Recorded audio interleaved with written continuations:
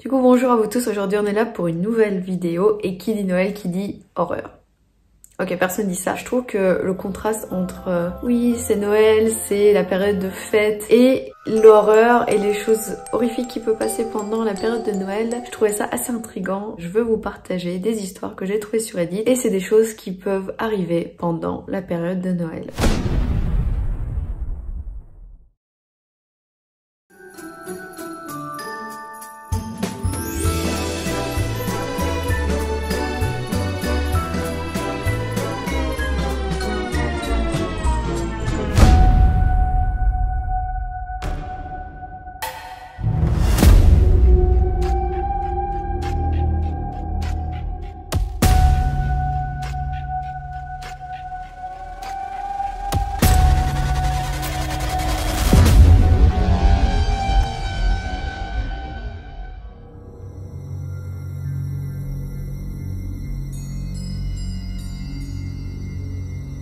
Donc je vais vous raconter l'histoire de Pierre.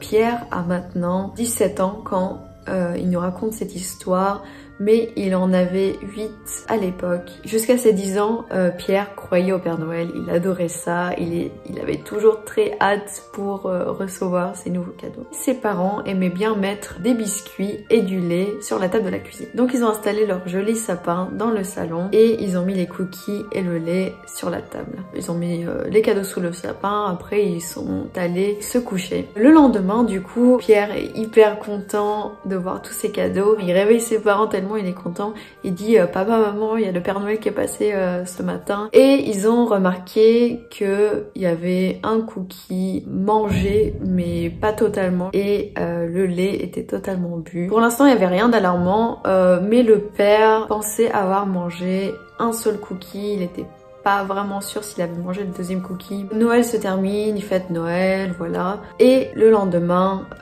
le gamin réveille de nouveau ses parents. Il redit la même chose, il dit papa, maman, il y a le Père Noël qui est passé.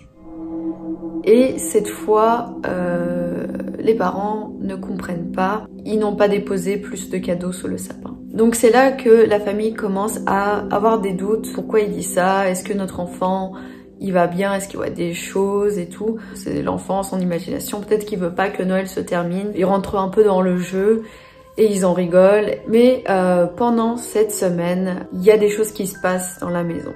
Des affaires qui sont pas à eux ou des objets qui ont changé de place tandis qu'ils n'ont pas le souvenir d'avoir changé de place ces objets. Après le nouvel an, la famille entend un bruit dans la chambre de Pierre. Et en plus, c'est un bruit un peu lourd. Il est censé être endormi à 21 h dans la chambre de Pierre.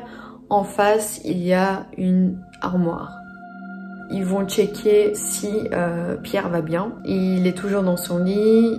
Il a l'air pas du tout réveillé. Ils restent un peu là-bas, ils checkent leur enfant. Ils ouvrent les rideaux et tout. Ils regardent un peu à l'extérieur. Rien d'alarmant. Ils sortent. Dans la même nuit, un deuxième bruit retentit, et cette fois dans la cuisine. Les parents de Pierre se réveillent, le père descend et il ne voit rien.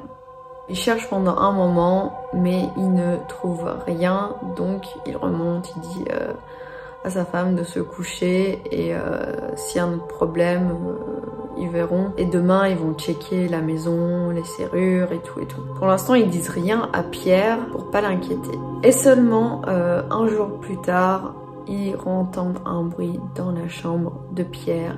Et cette fois-ci, ils sont sûrs qu'il y a un vrai problème. Du coup, cette fois-ci, c'est la mère qui va checker la chambre parce qu'elle se réveille en premier et elle réveille quand même son mari. Et s'il y a un problème, elle envoie direct un message à son mari. Et du coup, elle va dans la chambre, elle voit que l'armoire, elle est entrouverte.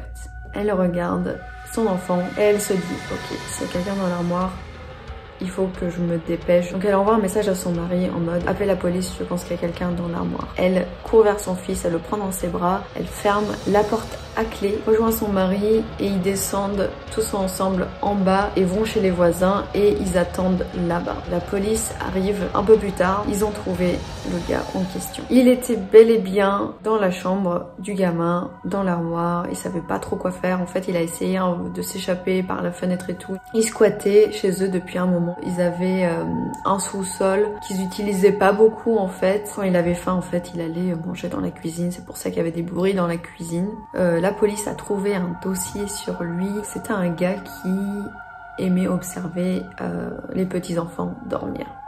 C'est hyper chelou. Et du coup, la famille n'a pas raconté à Pierre ce qui s'était vraiment passé ce jour-là. Ils ont dit qu'il y avait un voleur pendant un moment et plus tard, en fait, ils ont expliqué la vraie histoire. Et en fait, Pierre, ça l'avait vraiment choqué. Il se doutait déjà de quelque chose. Bon, il savait qu'il y avait quelqu'un qui est entré, il avait peur, mais il savait pas que c'était un gars un peu chelou qui squattait chez eux et tout. En fait, le gars en question, il est passé par une fenêtre qui était dans leur sous-sol. En fait, comme ils allaient pas souvent dans leur sous-sol, ils faisaient pas attention que la fenêtre était ouverte.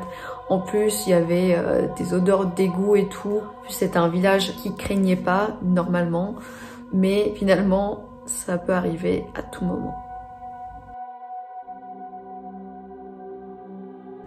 Du coup, j'espère que cette petite histoire, elle vous a plu. Je vais vous dire la vérité sur cette histoire. C'est moi qui l'ai écrite, donc je sais pas si elle vous a plu. En tout cas, dites-moi dans les commentaires si elle vous a plu, ça me ferait très très plaisir.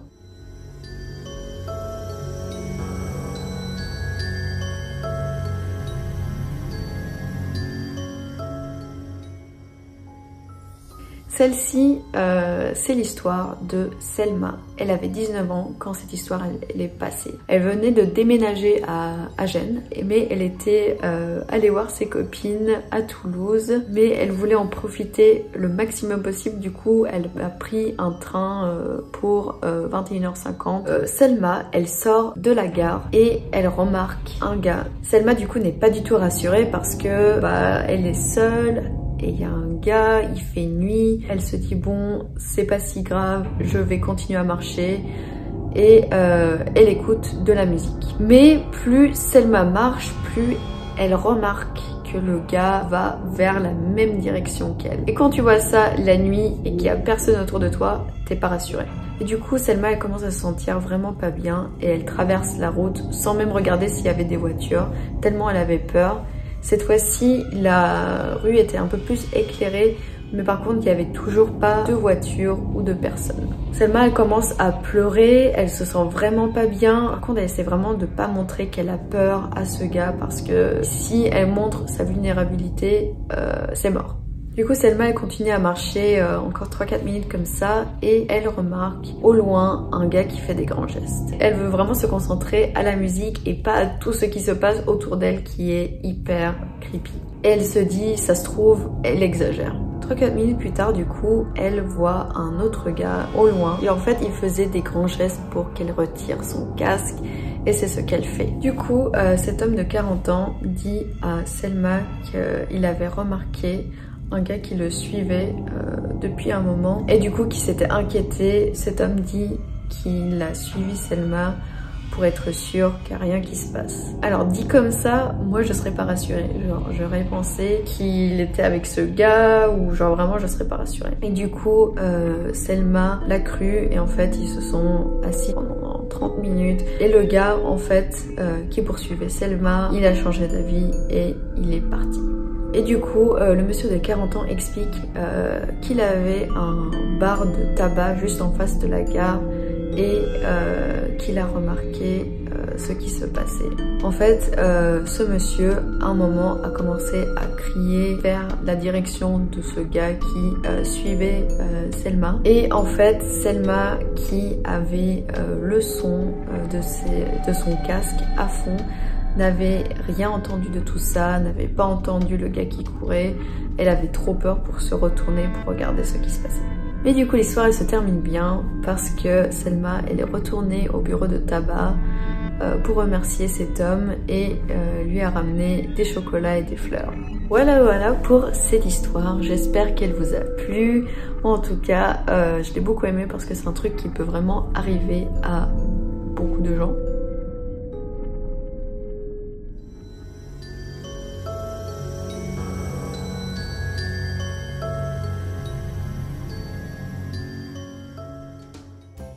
Du coup, là je vais vous raconter l'histoire d'Ophélie. Ophélie, elle a 19 ans et elle habite au Canada pour ses études avec une colocataire nommée Sarah.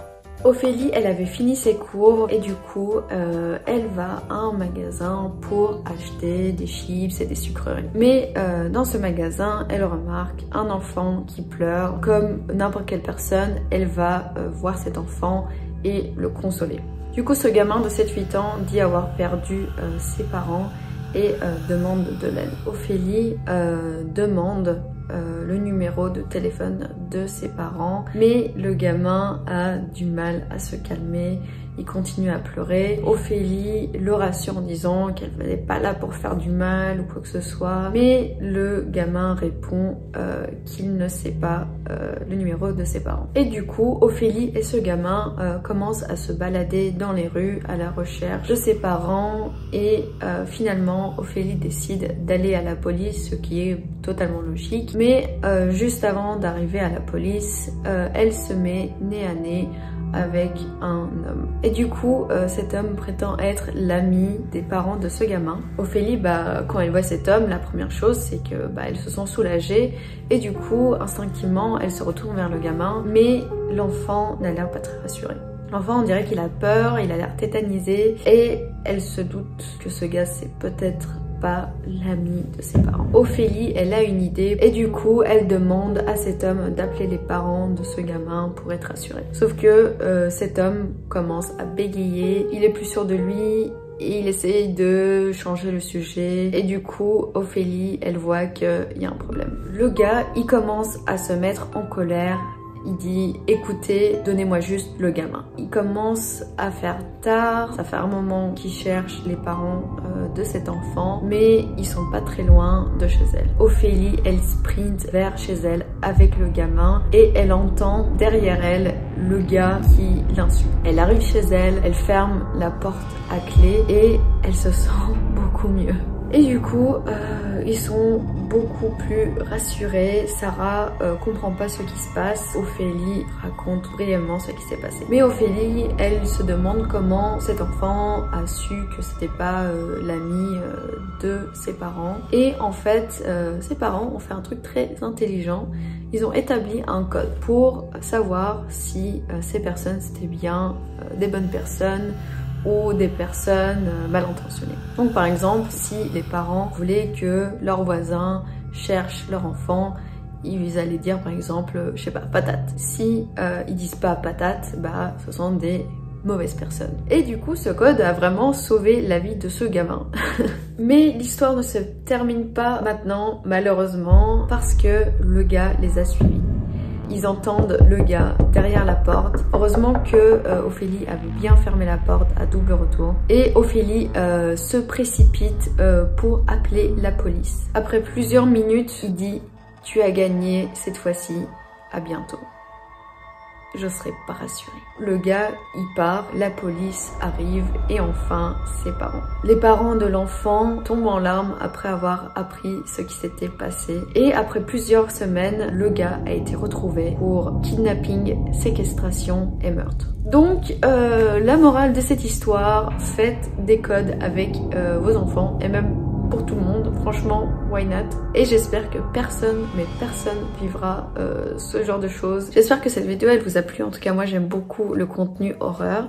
Si vous avez aimé cette vidéo, n'oubliez pas de liker et d'abonner à ma chaîne pour avoir plus de contenu. Je fais une vidéo par semaine. Donc voilà, je vous dis à une prochaine fois et je vous fais des gros bisous. Ciao!